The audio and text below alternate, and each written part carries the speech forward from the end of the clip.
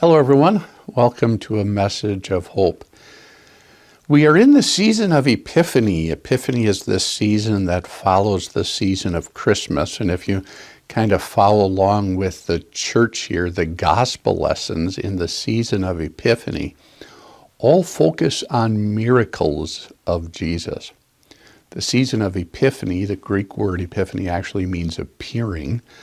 Epiphany is sometimes called the Christmas of the Gentiles, but the overall theme of Epiphany is God's power, God's might, God's strength, and God's glory, specifically seen in Jesus Christ.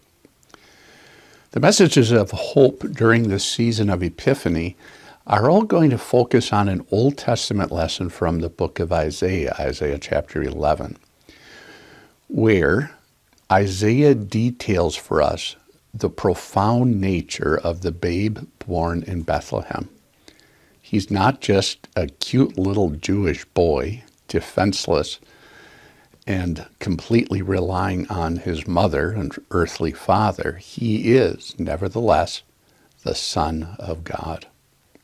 Isaiah chapter 11 details for us this beautiful passage. The Spirit of the Lord will rest on him. That him there is the Messiah. The Spirit of the Lord will rest on him, the spirit of wisdom, understanding, counsel, power, knowledge, fear of the Lord, and delighting in the fear of the Lord.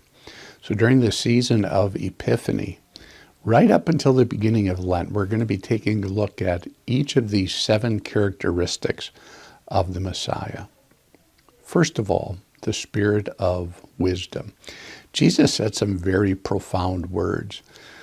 He spoke in parables. Sometimes when he spoke in parables, his disciples said, "Lord, we have no idea what this parable is about. Can you explain it to us?" And sometimes he did explain it to them, and sometimes the Gospels tell us that the disciples just spoke privately amongst themselves and said, "We have no idea what Jesus is getting at."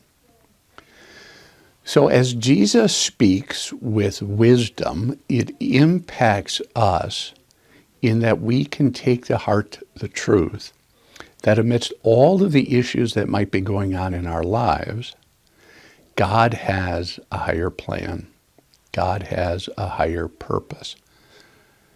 A real simple truth that we can take to heart is, applying it to ourselves, is God and we are not.